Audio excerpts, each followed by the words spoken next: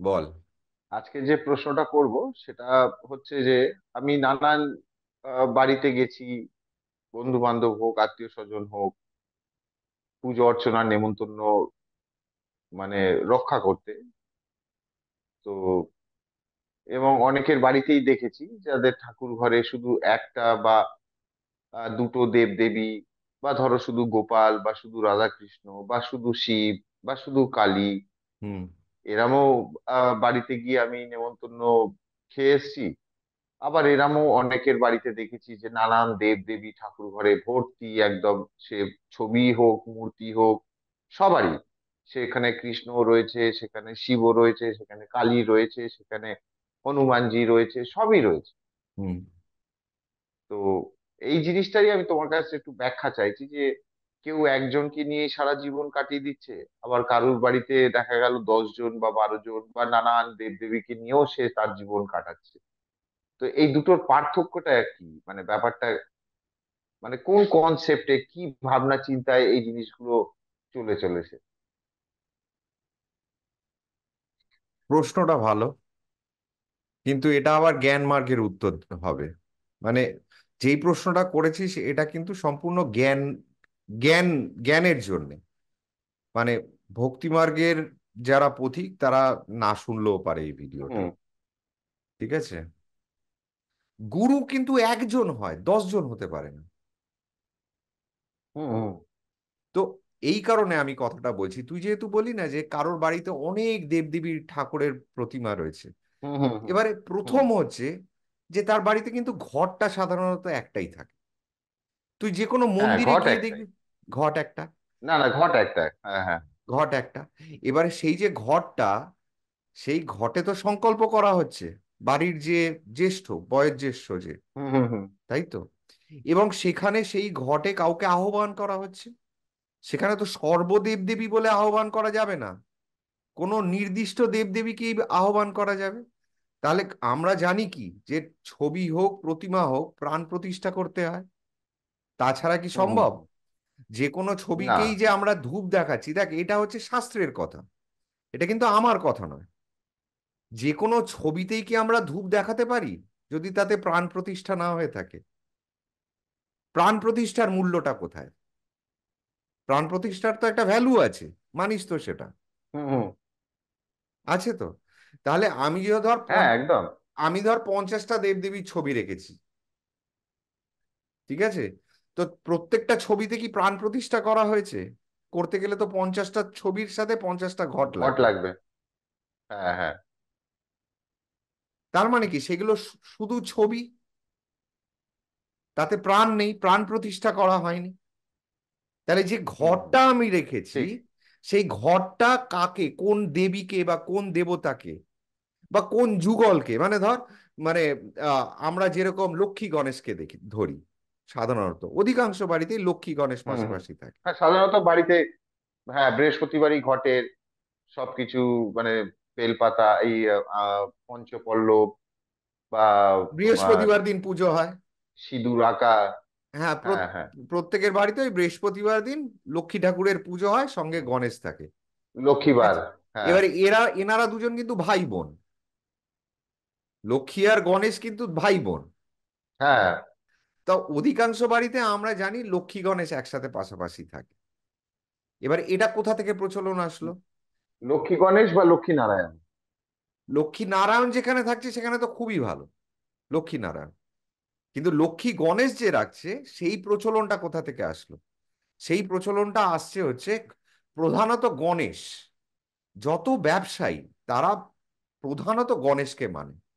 এবং সেটা কিন্তু কলকাতার নয়, মানে আমাদের পশ্চিমবঙ্গের রীতি কিন্তু এটা, আমি জানি না কতটা মানে তুই যদি পিছিয়ে যাস তাহলে কিন্তু দেখবি পশ্চিমবঙ্গে কিন্তু গণেশ প্রাধান্য পায়নি। যদিও গণেশ সব মন্ত্রীরই প্রথমে গণেশের নাম নিতে হবে, এটা বলা আছে।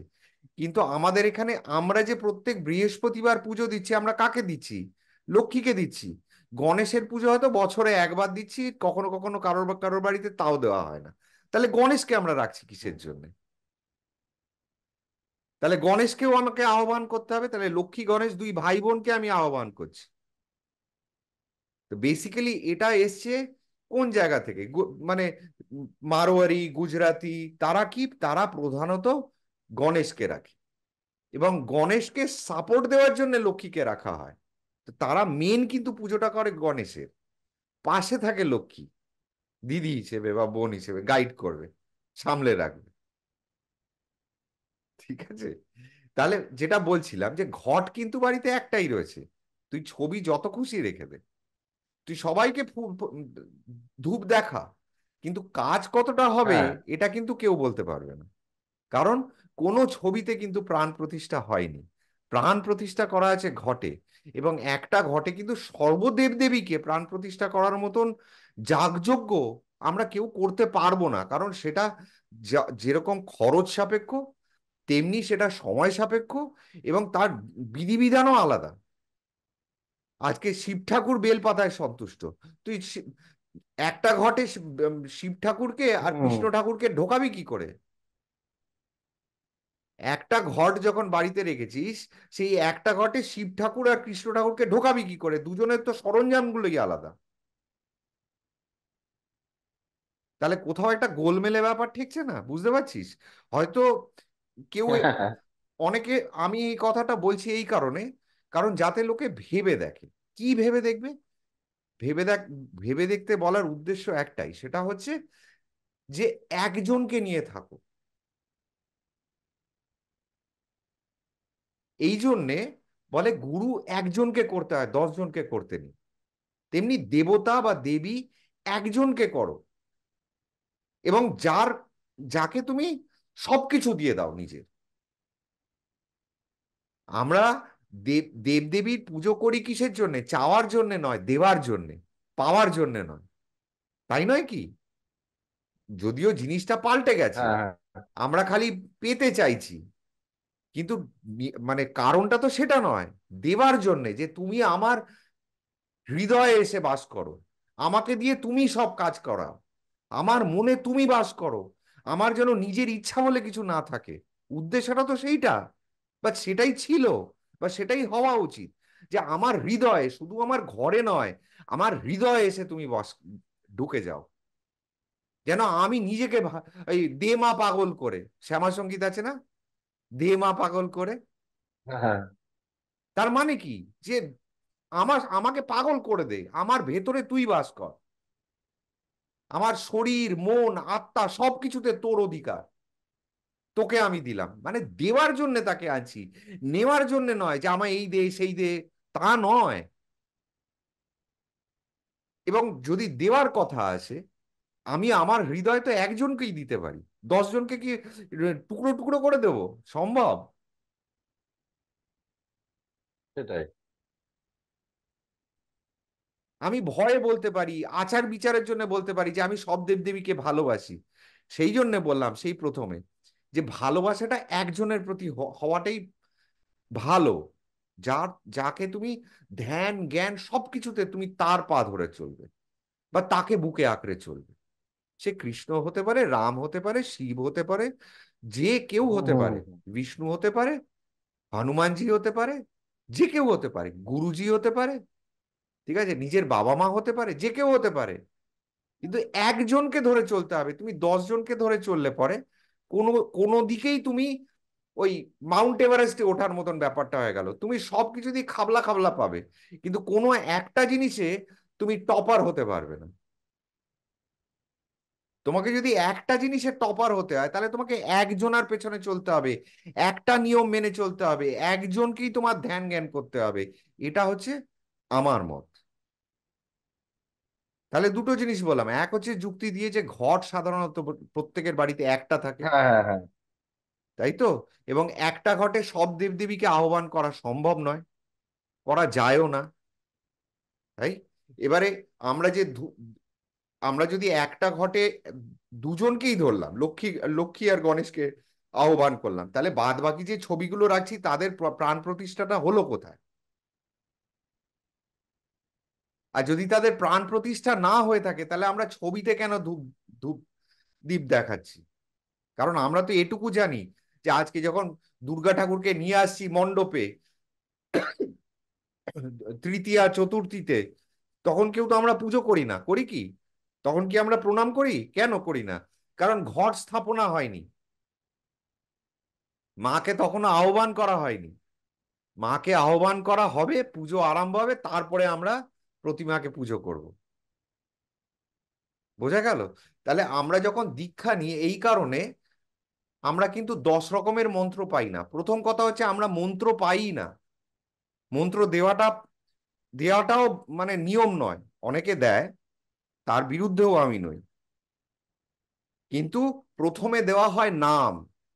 রাম রাম রাম রাম রাম রাম। আজকে মরা মরা থেকে রামের পরিবর্তন হলো, আর সেইখান থেকে কি কত বড় বড় মহাকাব্যের সৃষ্টি হলো। তো সে পেয়েছিল কি? একটা নাম পেয়েছিল, তাও সে উচ্চারণ করতে পারতো না, মরা বলতো। সেই মরা থেকে রামে কনভার্ট হয়েছে এবং সে মহাকাব্য লিখে বসে আছে। তাহলে প্রথম দেওয়া হয় নাম। এবারে নাম জপ করবে, জপ হবে দু রকমের। একটা হচ্ছে লুকিয়ে, মানে কাউকে না দেখিয়ে। আমাদের সভ্যতায়, আমাদের কালচারে 3টে জিনিস গোপনে করতে হয়। একটা হচ্ছে জপ, মানে জপ তপ বলা হয় যেটাকে, জপ। আর একটা হচ্ছে ভোগ, আর একটা হচ্ছে ত্যাগ। এই 3টে জিনিস লুকিয়ে করতে হয়, কাউকে বলতে নেই, কেউ যেন না বুঝতে পারে। যখন জব করব, দেখবি একটা থলির মধ্যে আমরা জব করি, কিন্তু হুম। সেটাও নিয়ম নয়। সেটাও নিয়ম নয়। জব হচ্ছে তুমি মনে মনে করে যাবে, ভেতরে ভেতরে। তোমাকে মালা গুনতেই হবে এরকম। মালা যদি গুনতে হয় ঘরে বসে, তুমি এক আসনে করো। এই ঘুরতে ঘুরতে মালা জপ করলাম, তাতে খুব একটা ফল দেবে না। কারণ আমি মুখে করলাম, মুখে করাটা তো প্রাসঙ্গিক নয়। আমি কি তোকে বলেছি সারাদিন মনে। হ্যাঁ, মনের ওপরে ইম্প্যাক্টটা ফেলতে হবে। মনে আমার দুনিয়ার চিন্তার ঘুরছে, দুনিয়ার ভাবনা রয়েছে। আমি মুখে খালি রাম রাম রাম রাম করে গেলাম, তাতে তো কোনো লাভ হবে না। না। তাহলে সেই জন্য মনটার উপরে ইম্প্যাক্ট ফেলছে। তাহলে জব যখন দিচ্ছে, লুকিয়ে করতে হয়, কি তুমি নিজের জায়গায়। আমরা ঠাকুর ঘরটা করি কিসের জন্য? কারণ সেইটা আমাদের নিজস্ব স্পেস, একটা প্রাইভেট স্পেস। মন্দিরে গিয়ে তো সবসময় এগুলো করা যাবে না, কারণ যেহেতু কি বললাম, জব গোপনে করতে হয়। তাহলে জব যদি হুম গুনে, হুম আমাকে মালা গুনে করতে হয়, তার জন্য আমার ঘরেই, নিজের বাড়িতেই একটা গোপন জায়গা, যেখানে 10 জন ঢুকবে না। আমি নিজের মতন করে নিজে জাপ করব। ঘরে 50টা লাইটও জ্বালাবো না, অন্ধকার ঘরে নিজের কাজ করে যাব। সেটা হচ্ছে গোপনে, জপ হলো গোপনে। তারপরে কি বললাম? ভোগ। আমরা যে খাবার দাবার খাই, ভোগ। তাই তো, খাবার দাবার খাওয়াটাও তো ভোগ। অনেক কিছুই ভোগের মধ্যে পড়ে, কিন্তু খাওয়া দাওয়াটাও হুম। কিন্তু ভোগের মধ্যে পড়ে। তাহলে এই যে ভোগটা করছি, আমাদের কিন্তু নিয়ম হচ্ছে লুকিয়ে করা, গোপনে করা। ভোগ সকলের সামনে করতে নেই। কোনো কোনো রকমের ভোগ সবার সামনে করাটা উচিত নয়। তার পেছনে অনেক যুক্তি আছে। ঠিক আছে? আর কি? ত্যাগ। তুমি কাউকে কোনো কিছু দান করছো, সেটা বলে বেরিও না, সেটা গোপনে করো। যার প্রয়োজন আছে তাকে জিনিসটা দাও, দিয়ে ভুলে যাও। কাউকে বলার দরকার নেই। বললে পরে তোমার সেখান থেকে অহংকার আসবে, জানিস তো আমি এই হুম। করেছি। সেই অহংকারটা যাতে না আসতে পারে, সেই জন্য প্রথমেই গোড়াটাকে মেরে রাখছে, যে তুমি গোপনে করবে, বলতে পারবে না। ওই মন্দিরে গেলাম, 10,000 টাকা দিলাম, আর আমাকে সবার সামনে এগিয়ে দিল, আর আমি মন্দিরে আরতি হুম। করছি, ঠিক আছে, লোক দেখানো, ওর থেকে অহংকার বাড়ে। ঠিক আছে? তো বোঝা গেল? তাহলে ঠাকুর ঘরটা কিসের জন্য আমরা করলাম? যাতে গোপনে আমরা সাধনা করতে পারি। সেই, এবং সাধনা কি করব? একটা নাম। তুমি যদি দীক্ষা নাও নিয়ে থাকো, যে কোনো একটা নাম তুমি বেছে নাও, যাকে তুমি সব থেকে বেশি ভালোবাসো, যে কোনো একটা নাম। এবং সেটা যেন পাল্টে না যায়। এরকম যেন না হয় যে ও আজকে বিশ্বজিৎ আমাকে সিঙ্গারা খাইয়েছে, তাই আমি একদিন 24 ঘন্টা বিশ্বজিতের নাম নেব। কালকে দেবুদা আমাকে লুচি খাইয়েছে, এবারে বিশ্বজিৎ দা পর হয়ে গেল, দেবুদা আপন হয়ে গেল, আমি আজকে সারাদিন দেবুদার নাম নেব। ঠিক আছে? সেটা হলে হবে না। যে কোনো একজনকে বেছে নাও, এবং তার পেছনে স্বার্থ নয়, ভালোবাসাটা সেখানে প্রধান হবে। গণেশকে একদম। গণেশকে ডাকবো কেন? না গণেশ আমাকে আহ টাকা পয়সা দেবে, ওই জিনিস তোমার টিকবে না। লক্ষ্মীকে ভালোবাসবো কেন? না লক্ষ্মী আমার ঘরে সবসময় ধন্য ধান্যে ভরিয়ে রাখবে, ওই জিনিস তোমার টিকবে না। সরস্বতীকে রাখবো, না সরস্বতী আমাকে বিদ্যা বুদ্ধি দেবে, ওই জিনিস টিকবে না। তুমি যাকে ভালোবাসো তাকে ঘরে আনো। যেভাবে সন্তানকে তুমি ভালোবাসো সেইভাবে দেবতাকে আনতে হবে, সেইভাবে তার সেবা করতে হবে, সেইভাবে তাকে স্থান দিতে হবে।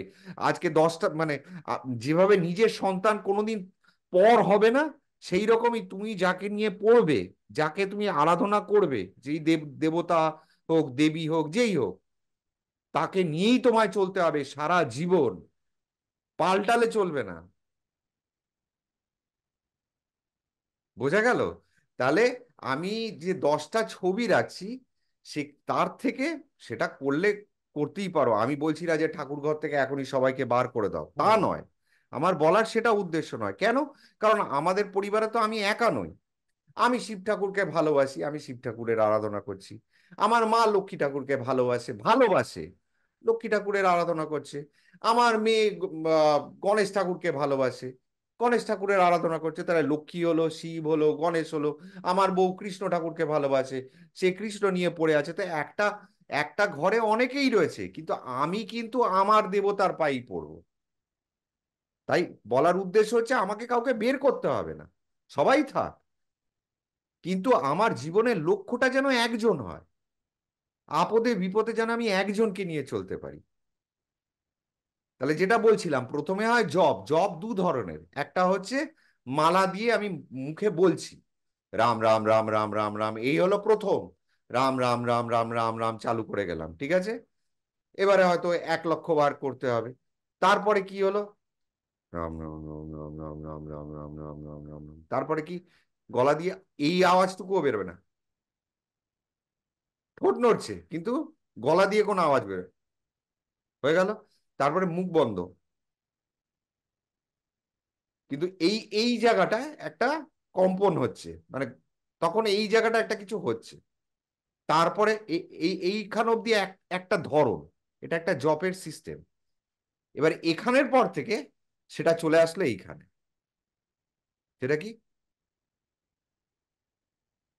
বা তখন সে আর জপও যাবে না, সে সব সময় তখন মনে মনে, মনে তার মনের ভেতরে কি চলতে থাকবে? রাম রাম রাম রাম, মনে মনে। মানে তোর সাথে কিরে চা খেয়েছিস, ও অযোধ্যা চা খেয়েছো, হুম, সে যে হ্যাঁ বলবে তাতেও তার ডিস্টার্ব হবে। মনের ভেতর চলছে তো রাম রাম রাম রাম রাম রাম।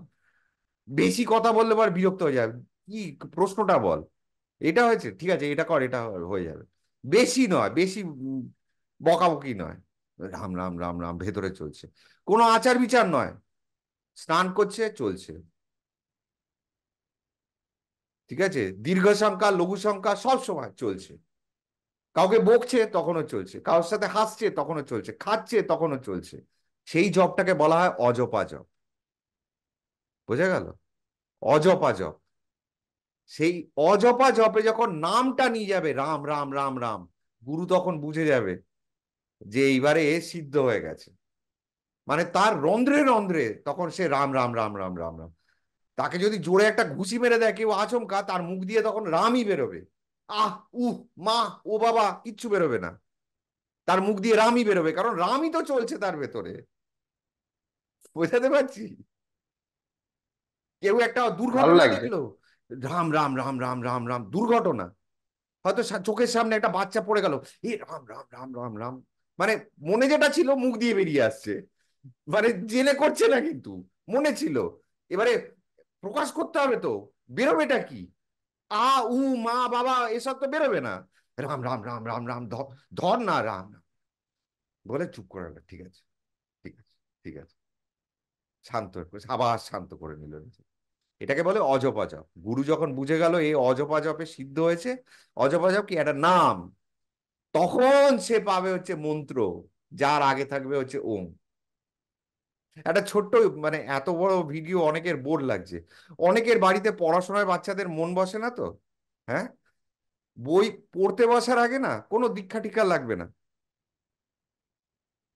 বই খোলার আগে বাচ্চাটা যদি 21 বার প্রত্যেক দিন যতবার, মানে আসন ছাড়বে, ঠিক আছে, মা টয়লেটে যাব, ঠিক আছে যা, এসে বসলো, বসার পরে 21 টাইমস কি করতে হবে?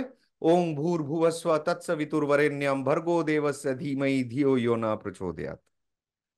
21 বার, বা অ্যাটলিস্ট 11 টাইমস।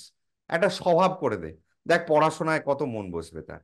সে জট খুলতে পারবে, সে পড়াশোনা বুঝতে পারবে। এটা সকলকে বলছি, যাদের বাচ্চারা মানে পড়াশোনা মাথায় ঢোকে না, কনসেন্ট্রেশন পাওয়ার নেই, তুই বোঝাচ্ছিস বুঝতে পারছে না, চিন্তা অন্যদিকে চলে যাচ্ছে, সেই সব বাচ্চাদের জন্য কোনো ক্ষতি হবে না। এটা হচ্ছে গায়ত্রী মন্ত্র, ঠিক আছে? হুম হুম। তো এই, এটা একটা হ্যাবিট, তেমনি নাম একটা হ্যাবিট। তারপরে তাকে দেওয়া হলো মন্ত্র। মন্ত্র কি দিল? এবারে গুরু যদি রামের আহ, হয়ে থাকে, মানে কি বলবো, আরাধনা করে থাকে, তাহলে সে রাম মন্ত্র পাবে শিষ্য। তাহলে যখন রাম মন্ত্রে দীক্ষিত হলো, তখন কিন্তু সে শিবকে অবজ্ঞা করবে না, অবহেলা করবে না, কিন্তু সে কিন্তু শিবের মাথায় জল ঢালবে রামের মন্ত্র বলে। সেটা জানিস কি? না। হ্যাঁ। তখন কিন্তু সে লোক দেখানোর জন্য ওম নমঃ শিবায় বলবে না। কারণ মন্ত্রের শক্তি যেটা, সেটা একটা থেকেই আসবে। 10টা মন্ত্রে তুমি শক্তিই পাবে না, কোনো মন্ত্রই তোমায় ফল দেবে না।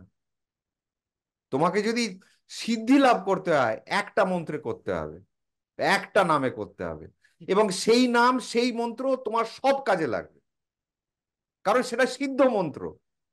তুমি সেটাকে নিয়ে সিদ্ধি করে ফেলেছো, মানে সেই জিনিসটাকে সিদ্ধ করে ফেলেছো তোমার রন্ধ্রে রন্ধ্রে, লোমে লোমে, লোমকূপে লোমকূপে তোমার সেই মন্ত্র রয়েছে বা সেই নাম রয়েছে। সুতরাং তুমি কালীর পুজো করলেও ওই দিয়েই হবে, এবং কালী, কালী ঠাকুর সেটা নেবেও। হ্যাঁ, একটা জিনিস, সেটা কি, এবারে তুমি কালী ঠাকুরের, কালী ঠাকুরকে তো আর জাগাতে চাইছো না। বলার উদ্দেশ্য হচ্ছে যে আমি কালী ঠাকুরকে আহ্বান করে একটা কালী ঠাকুরের কোনো একটা সিদ্ধি লাভ করতে চাইছি, তখন কিন্তু কালী ঠাকুরের মন্ত্র প্রয়োজন। বুঝতে পারলি আমি কি বলছি? আমি যদি কিন্তু যেরকম, হ্যাঁ, হুম হুম, ওটাই বলতে চাইছি যে মন্ত্র কালী তো পুজো হয় তন্ত্র মতে, বা তন্ত্র আর তোমার মন্ত্র দুটো দুভাবেই তো হয়। তন্ত্র, তন্ত্র তন্ত্র মতে হয় মন্ত্র যন্ত্র তিনটে দিয়েই পুজো হয়। কিন্তু সেটা কখন, হ্যাঁ। যখন আমি একটা ঠাকুরকে স্পেসিফিক্যালি কোনো একটা কারণে পুজো করছি, তখন তোমার গুরু মন্ত্র দিয়ে আর হবে না। তখন তোমাকে সেই পুজোর যে রীতিনীতি হুম আছে হুম সেটা হুম। মানতে হবে। কিন্তু আমরা আমরা তো সেটা, আমরা কজন গৃহস্থ মানুষ সেই সেই লেভেলে গেছি? আমরা যে ভিডিওটা করছি এটা তো সাধারণের জন্য, কোনো সাধু সন্ন্যাসীর জন্য তো নয়, যে এখন শ্মশানে চলে যাবে, কোনো একটা কিছু একটা হুম ক্রিয়া হুম হুম। কর্মকাণ্ড করবে যেখান থেকে সে সিদ্ধির উপায় করবে, সেই সেই জন্য তো বলছি না। তাই সেটাকে বুঝিয়ে দেওয়ার জন্য আমি বললাম যে কোনো একটা কিছু জাগানোর জন্য, কোনো একটা কর্মকাণ্ড করতে গেলে পরে তখন তোকে সেই নিয়মগুলো মানতে হবে, তখন কিন্তু গুরু মন্ত্রে হবে না। কিন্তু তাছাড়া তুই ধর শিবরাত্রিতে তুই রাম মন্ত্র পেয়েছিস বা কৃষ্ণ মন্ত্র পেয়েছিস, কিন্তু শিবরাত্রিতে তোর মনে হলো শিবের মাথায় জল ঢালবি, তাহলে গুরু মন্ত্রতেই তোর হবে। কারণ তুই কিন্তু ওইখানে কোনো কিছু জাগাতে চাইছিস না, মানে কোনো সিদ্ধি লাভ পেতে চাইছিস না শিব ঠাকুরের, কারণ রামই তোকে সবকিছু দিচ্ছে বা কৃষ্ণই তোকে সবকিছু দিচ্ছে। বুঝতে পেরেছি। তুই খালি শিব ঠাকুরকে বুঝতে জলটা পেরেছি। দিলি তাকে সম্মান দেখানোর জন্য, কারণ তুই শিবলিঙ্গতেও তাহলে তো কৃষ্ণকেই তাহলে পাচ্ছিস, শিবলিঙ্গতেও তাহলে তুই তো আমি রামকেই এমনিতেও, পাচ্ছিস।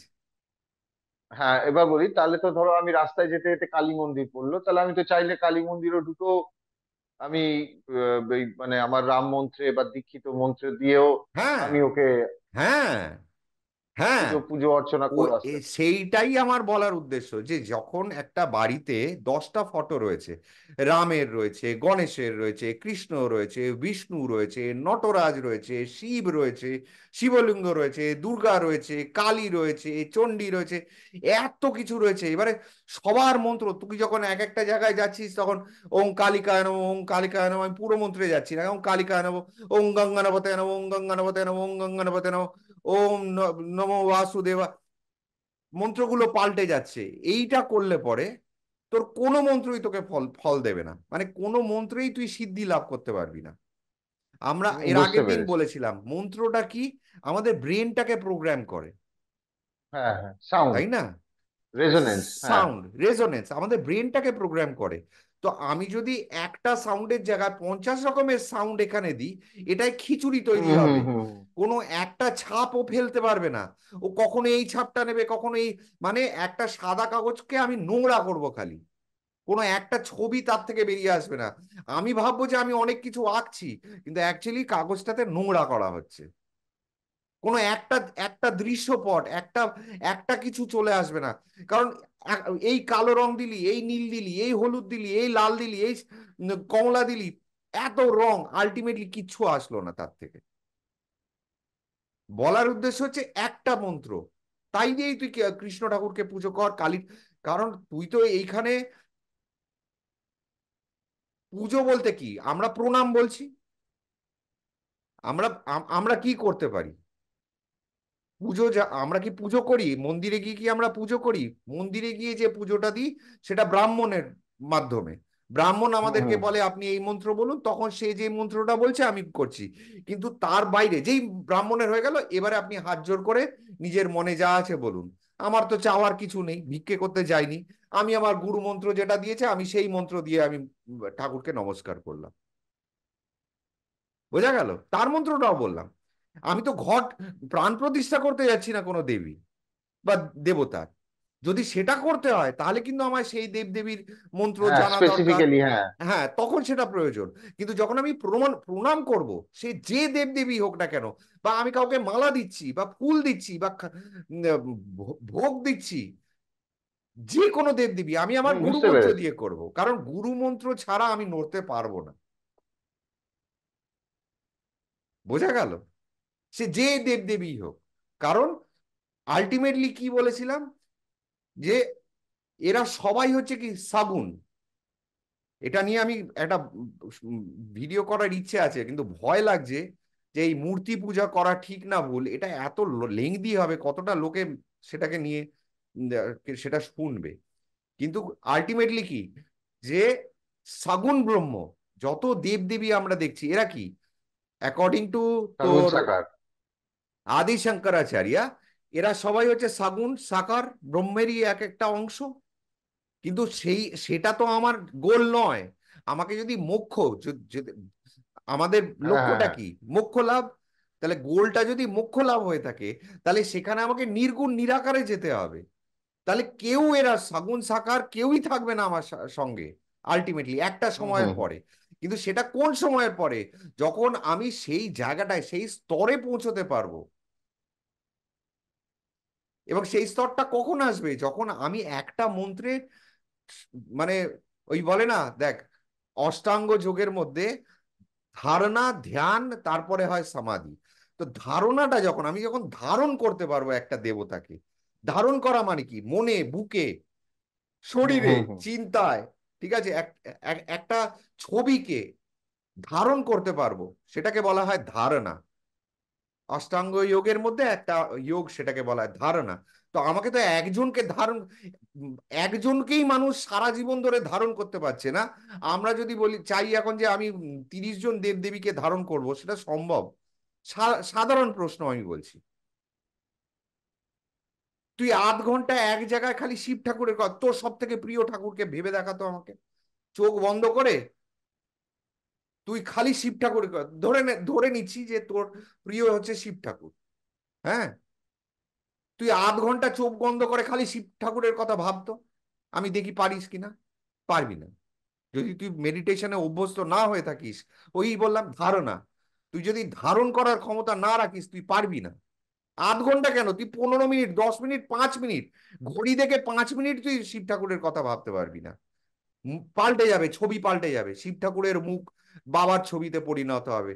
বাবার কথা যেই আসলো, সঙ্গে সঙ্গে শিব ঠাকুর থেকে ইতিহাসে চলে যাবি, বাবা এরকম ছিল, এই বক্ত সেই বক্ত। 5 মিনিটের মধ্যে কত দৃশ্য পাল্টে যাবে তোর মনের হুম ভেতরে। হুম হুম। তো একজনকে 5 মিনিট তুই ধারণ ধারণ করতে পারছিস না, তুই কি করে 5 জনকে ধারণ করবি তুই এই মনে? তোর মন তো শান্ত নয়, অশান্ত মন।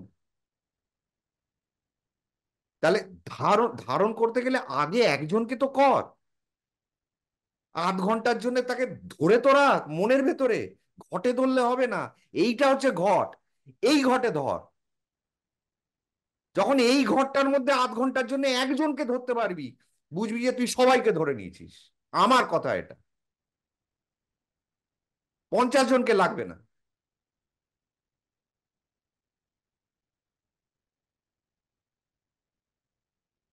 তো যেটা বললাম যে ওই জাপ, হ্যাঁ, রামকে আমি ধরে রাখছি, রাম রাম রাম রাম করছি, রামকে ধরে রাখছি, এটাকে বলছে ধারণা।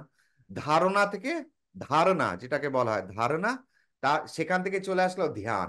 যখন আধ ঘন্টা আমি ধারণ করে নিলাম, তখন কিন্তু আমাকে মেডিটেশন জোর করে করতে হচ্ছে না, আমি মেডিটেশনে ঢুকে পড়েছি। সেটাকে বলছে ধ্যান। ধ্যানে বসে গেছে, ধ্যান লেগে গেছে ওর। ঠিক আছে, মানে কি আমি ধরে বসে আছি রামকে নিয়ে, ব্লিস। ঠিক আছে, এই করতে করতে করতে করতে একটা সময় ক্রস করে যাবে। ওই পরমহংসদেব চোখ বন্ধ করলেই মাকে পাচ্ছে, করতে করতে করতে করতে তোতাপুরি এসে তাকে দেখিয়ে দিল নির্বিকল্প সমাধি কাকে বলে। সে তখন শিখে নিল সেখান থেকে যে আচ্ছা একে বলা হয় নির্বিকল্প সমাধি। এবং সেখানে তখন মাও নেই, কিছুই নেই, আবার সেখান থেকেই সবকিছু সৃষ্টি হয়। আমার যে এখানে একটা কথা রয়েছে সেটা হলো যে যারা না জেনে জিনিসগুলো করে চলেছে, তারা জানেই না যে কোনটা ঠিক বা কোনটা ভুল, তারা যে কোনো এক বিশ্বাসের ওপরেই ভর দিয়ে বা ওই পথে হেঁটে চলেছে। যদি আমি তোমার মত নিতে চাই বা তোমার মত জানতে চাই যে তোমার নিজস্ব মতামত কি, যে কোনো একজনকে নিয়ে চলা উচিত, বা ঠাকুর ঘরে যদি আমি 4-5টা দেবদেবী রাখি সেটা ঠিক না সেটা ভুল, বা তারা থাকলেও অসুবিধে নেই, মানে ব্যাপারটা তুমি যদি তোমার মতামতটা চাও। দেখ, সবার আগে আমাকে বুঝতে হবে যে আমি কি কারণে পুজো আর্চা করছি, পুজো অর্চনা যে দিচ্ছি বা করছি, সেটা কি কারণে করছি। আমি নিজের জন্য করছি, সেই হ্যাঁ, সে নিজের, তো ঠিকই। এবারে নিজের জন্য যে করছি সেটা কি কারণে, সেটা কি বেঁচে থাকতে গেলে ঠাকুর দেবতা সেই কারণে, নাকি আমি মৃত্যুর পরে মানে মোক্ষ লাভ সেটার জন্যে। আগে এই এই এই ধারণাগুলো পরিষ্কার করতে হবে। কারণ বেঁচে থাকতে না, গেলে সেই অর্থে দেখতে গেলে আমার যেটুকুনি ধারণা, কেউ মৃত্যুর পর কি হবে সেই ভেবে আজকে পুজো করে না। না, মানে আমার না, করে না, কারণ এই ধারণাটাই, না, মানে সবাই বেঁচে থাকতেই তার ঠাকুরকে মানে পুজো অর্চনা করে তার শরীর স্বাস্থ্য, ধন সম্পদ, সুখ সমৃদ্ধি এইসব পাওয়ার জন্যই মেইনলি পুজোটা করা হয়। আমি সেই জন্যই তোকে বললাম এই যে আমরা যে ঠাকুরের ওপরে নির্ভরশীল, এই কারণটা কেন, কারণটা এটা কিন্তু বয়সের সাথে সাথে পাল্টাতে থাকে। একটা ছোট্ট আমার আমার মেয়ের কথা ভাব, সে ঠাকুরকে কিন্তু ভালোবাসে এবং সে আশা করে যে ঠাকুর আমাকে মানে পড়াশোনায় হেল্প করবে, হুম, হুম। পরীক্ষায় ভালো নম্বর হ্যাঁ, আনতে হ্যাঁ, হ্যাঁ। সাহায্য। ঠিক আছে, তো ও কিন্তু এখন মৃত্যুর পরের কথা ভাবতেই শেখেনি। হ্যাঁ, একদম, একদম। কিন্তু আজকে যে ধর 65-70 বছরের বয়স্ক, সে তার কিন্তু জীবনে চাকরি বাকরি সবকিছু হয়ে গেছে, সে রিটায়ার্ড, সে জানে যে দুদিন পরে আমাকে হুম, চলে হুম। যেতেই হবে, তার কিন্তু জীবনের প্রতি অত আকর্ষণ আর নেই।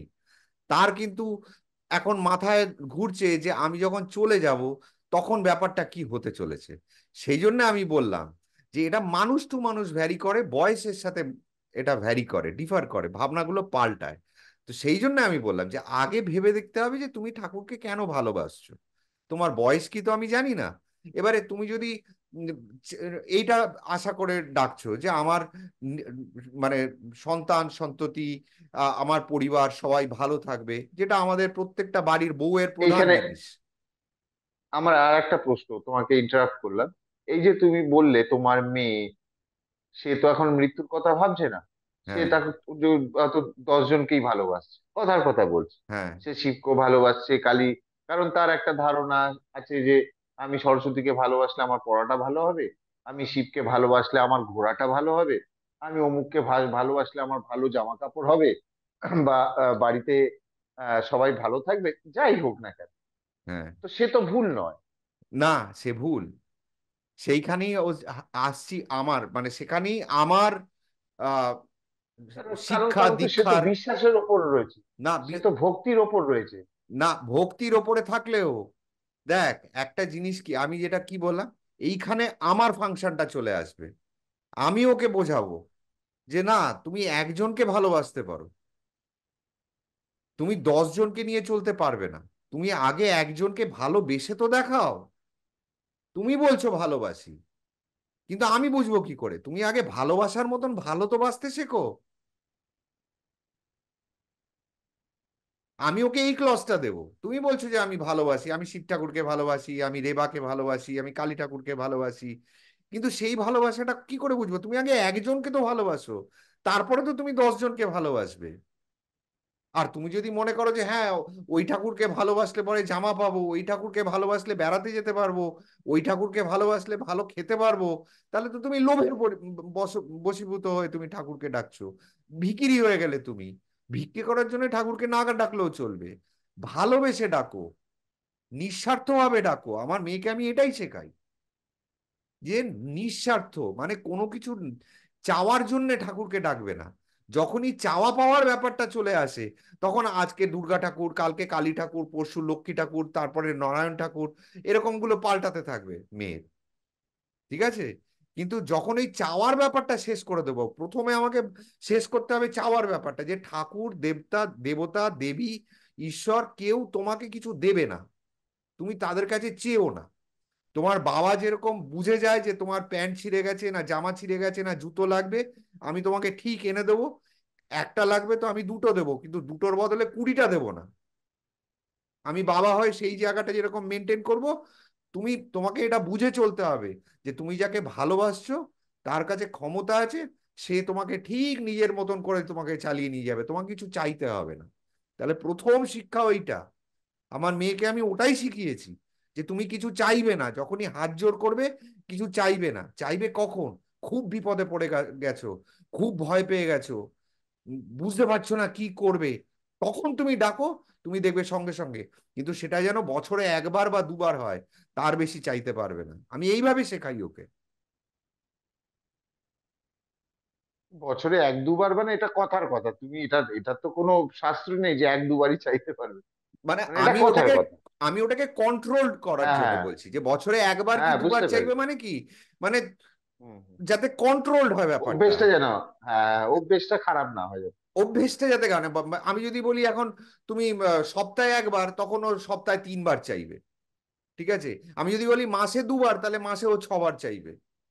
সেই জন্য আমি বললাম বছরে তুমি একবার দুবার, মানে যাতে ও বোঝে যে কোন সময় কতটা ইম্পর্টেন্ট একটা প্রয়োজনীয় জিনিস হলে পরে তখন আমি ঠাকুরকে দেখবো, ডাকবো।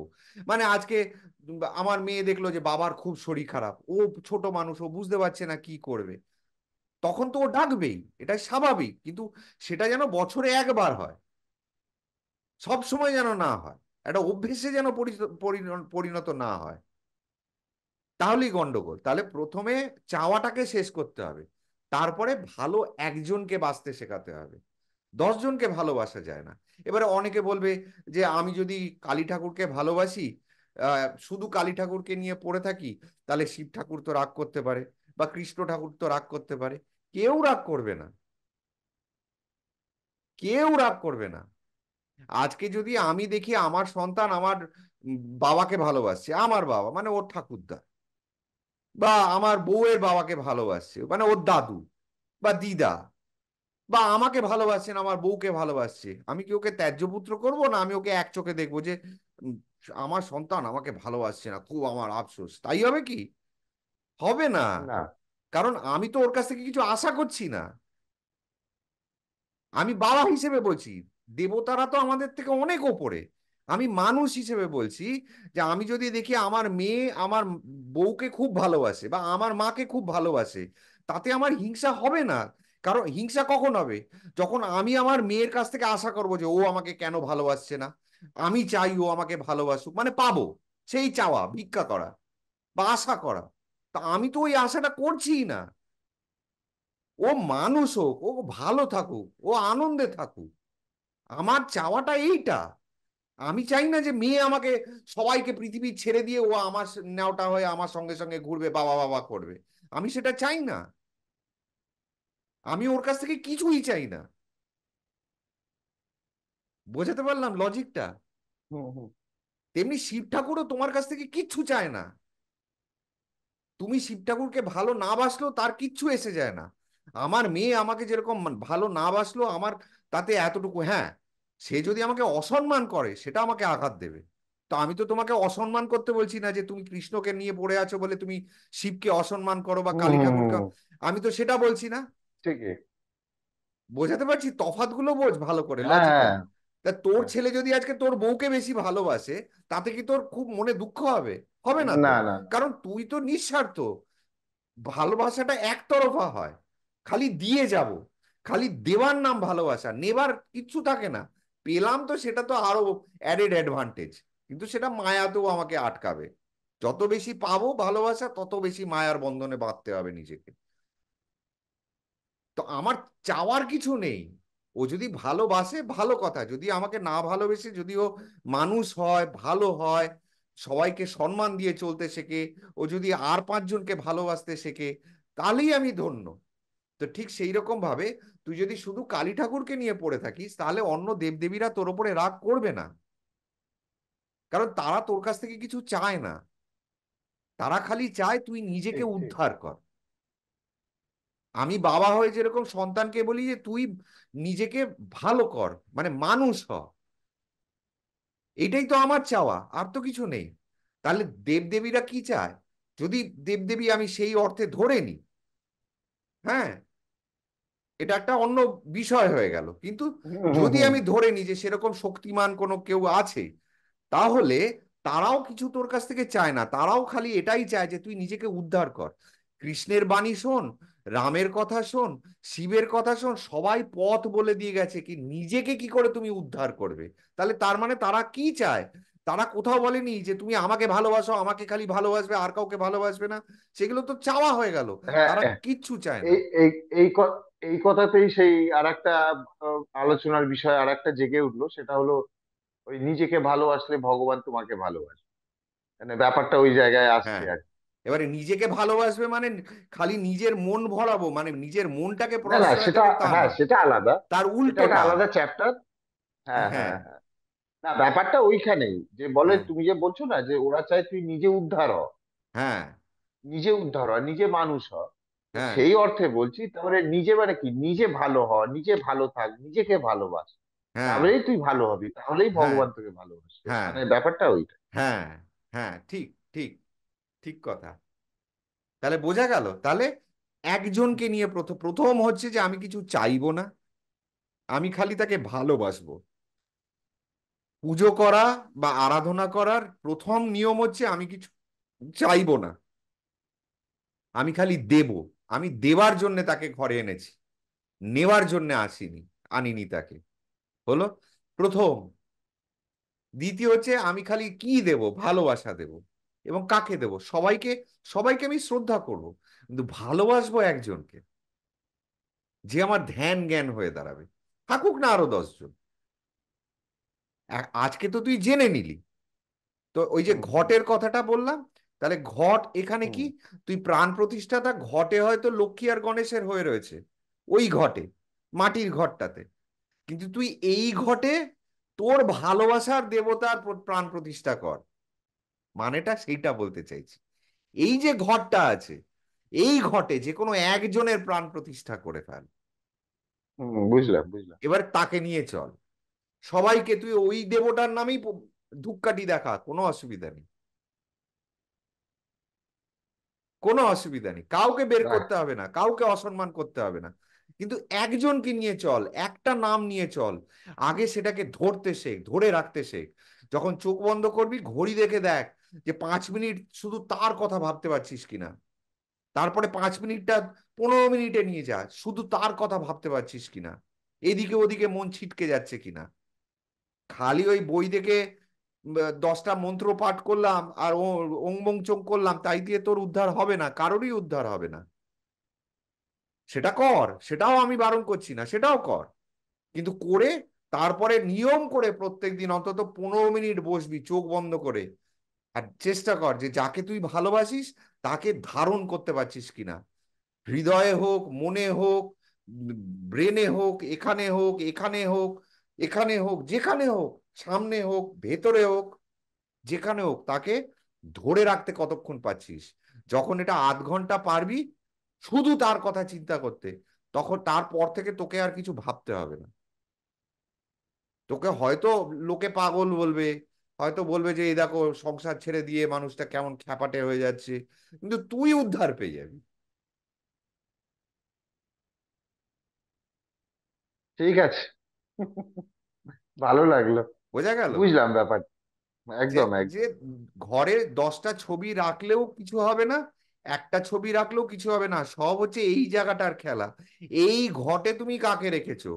আর এই ঘটে যারা বলে যে আমি সবাইকে ভালোবাসি, তাদের কাছে আমার একটাই রিকোয়েস্ট, আগে ভেবে দেখো তুমি এই ঘরটার মধ্যে কতক্ষণ ধরে রাখতে পারবে একজনকে, শুধু একজনকে, সেটা আগে যাচাই করো।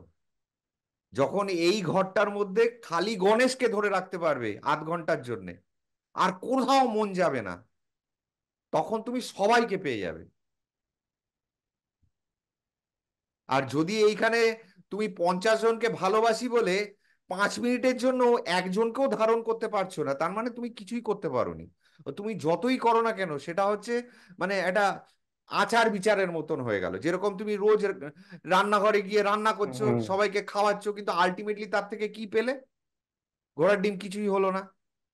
আমরা রোজ যাচ্ছি, অফিস যাচ্ছি, পয়সা রোজগার করছি, 2টো পয়সা বাঁচাচ্ছি, কিন্তু আলটিমেটলি হচ্ছেটা কি, পাচ্ছিটা কি ওর থেকে? কিছুই হচ্ছে না, খালি জীবনটা চলে যাচ্ছে। উদ্ধারের কোনো পথ আমরা পাচ্ছি না রোজ। আর 50টা যেরকম কাজ করি, বাগানে জল দিচ্ছি, জল ভরছি, কাপড় কাচ্ছি, অফিস যাচ্ছি, ছুটছি, দৌড়চ্ছি, বন্ধুদের সাথে মিশছি, কিন্তু আলটিমেট কোনো রেজাল্ট তার থেকে পাচ্ছি না। এমনি পুজো আচ্চাটাও ওই রকমই একটা জায়গায় তুমি নিয়ে যাচ্ছ, যেখান থেকে তুমি কোনো রেজাল্ট কিছু পাচ্ছ না। হুম। রেজাল্টটা যদি পেতে হয় তাহলে একজনকে ধরতে হবে, একজনকে ধরে তাকে ধারণ করতে হবে,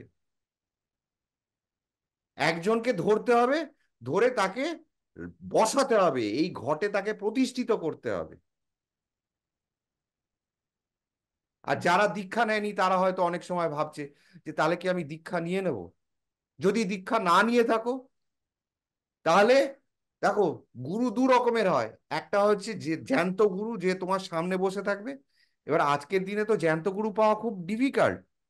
তাহলে তুমি দৈব গুরু, তার আরাধনা করো, যে ওম দিব্য গুরুভ্য নমঃ, ওম দিব্য গুরুভ্য নমঃ। কল্পনা করো 2টো খড়ম, 2টো পায়ের কথা ভাবো, কারণ যেই মুখের কল্পনা করবে সেই মুখ পাল্টাতে থাকবে।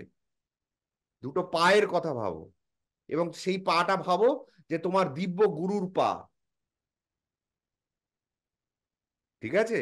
আর ওম দিব্য গুরুভ্য নমঃ, খালি এই মন্ত্র চলে যাও। মানে তোমার মানে কোথাও না কোথাও কানেকশন হয়ে যাবে। তোমার দিব্য গুরু যেখানেই বসে থাকুক, যে তোমাকে এত বড় করেছে, যে তোমাকে এতদিন ধরে দেখেছে, সে তোমাকে আরো মানে কানেকশনটা জোরালো হবে। ওম দিব্য গুরুভ্য নমঃ বলে তুমি তোমার পুজো আরম্ভ করো, বা একটা দেব দেবীকে ধরার চেষ্টা করো। সব এই জায়গাটার খেলা। ঠিক বোঝা গেল? আছে। আজ এইটুকুই থাক। একদম দারুণ হয়েছে, দারুণ হয়েছে। এবং খুব সুন্দরভাবে তুমি বুঝিয়েছো। এত সহজভাবে মানে বোঝানো খুব কম লোকই আছে, আমি তো তাই মনে করি। দেখ মানে একটা সহজ ভাষায় একটা সহজ একটা উদাহরণ দিয়ে। এই যে অনেকে বলে না যে আমার বাড়িতে কৃষ্ণ আছে, রাম আছে, সরস্বতী আছে, কালী আছে, দুর্গা আছে, আমি সবাইকে নিয়ে চলি, সব দেবদেবীকে আমি ফোঁটা দিই, ফুল দিই, সবাইকে আমি সমানভাবে যত্ন করি, ভালোবাসি। এটা এটা এটা গভীরে গিয়ে দেখলে পরে বুঝবি। সামান্য একটা জিনিস দেখ, একটা মায়ের যদি 5টা সন্তান থাকে না, যেই সন্তানটা সব থেকে বেশি দুর্বল, ঠিক আছে, তাকে কিন্তু মা দেখবি বেশি আগলে আগলে রাখে। লক্ষ্য করবি, হুম হুম। তার কথা কিন্তু মা সব সময় ভাবে। ও কি খেলো? ওকে তো আবার খেতে না দিলে পরে ও নিজে থেকে খাবে না। ও কি চান করতে গেল? হয়তো পড়াশোনা নিয়ে ব্যস্ত, ওকে না বললে পরে ও নিজের চানটাও করতে যাবে না। হ্যাঁ, অন্য অন্য 5 জনকে জানে যে ওরা ঠিক ওদের মতন করে নেবে। যে সন্তান সব থেকে বেশি দুর্বল, হ্যাঁ রে বাবা, এদিকে হয়তো চোখটা লাল হয়েছে মনে হচ্ছে, আর 4 জনকে ডাকবে না, এলি খেয়ে নে, সারাদিন টোটো করে ঘুরছিস, এইটুকু তাদেরকেও ভালোবাসে, এমন না না, যে তাদের শুধু শুধু হ্যাঁ, না শুধু না, তাদের চোখ লাল, ওরা তাদের মধ্যে হয়তো কেউ এসে বললো আমারও চোখ লাল, বেশ হয়েছে তোর চোখ লাল হয়েছে, যা হ্যাঁ, সারাক্ষণ হ্যাঁ, এ আরো করবি, রোদে রোদে ঘোর, টিভি দেখবি। আরো হ্যাঁ, রোদে হ্যাঁ, রোদে ঘোর, ঠিক আছে, ঠিক আছে, এই হলো অন্য তাদেরকেও ভালোবাসে, তাদেরও শরীর খারাপ হলে মায়ের মন কেঁদে হ্যাঁ, হ্যাঁ। কাঁদবে। হুম, হুম, হুম। কিন্তু সাধারণত ওই চারজনকে নিয়ে মার অত মাথা ব্যথা নেই। এই যে, যে একজন যে দুর্বল, দুর্বল। ঠিক আছে, যে খুব সৎ, এই ছেলেটা এত সৎ, এত মানে মন পরিষ্কার, এই যে কি করে সমাজে টিকে থাকবে, খুব চিন্তা হয় মায়ের, ওকে নিয়ে চিন্তা। যেগুলো সে আনা তাদেরকে নিয়ে কিন্তু মায়ের অত চেয়ারে নেই, জানে যে ওরা ঠিক করে খেয়ে নেবে। কিন্তু যে একটু বোকা বোকা হাবা টাইপের, একটু পড়াশোনা হুম, বেশি হুম, হুম। করছে, অত সরল সরল, সরল, ঠিক সরল আছে, সিধা আর কি। বাবা মার তাকে নিয়ে বেশি চিন্তা, কি করে যুদ্ধ করে খাবে এই দুনিয়ায়। তো পাঁচটা সন্তানের মধ্যেই আমরা এত ভেদাভেদ করি, তাই না, বাবা মা হয়ে। তাহলে আমরা ভগবানকে কি করে আমরা বলতে পারবো যে আমরা সবাইকে ভালোবাসি? অত সোজা। সেই সেই। ভালোবাসো, আজ তাতে এইটুকুই থাক, অসুবিধা নেই, ধরে থাকো আজ একজনকে। এইটুকুই থাক। ঠিক হ্যাঁ, আছে, হ্যাঁ, হ্যাঁ, বোঝা একদম পুরো পরিষ্কার হয়ে গেছে ব্যাপারটা, এবং খুব সুন্দর হয়েছে। চলো, ভালো টাটা। লাগলো। আমার আমার নিজস্ব ইয়েতে খুব ভালো লাগলো। আচ্ছা, টাটা টাটা। টাটা।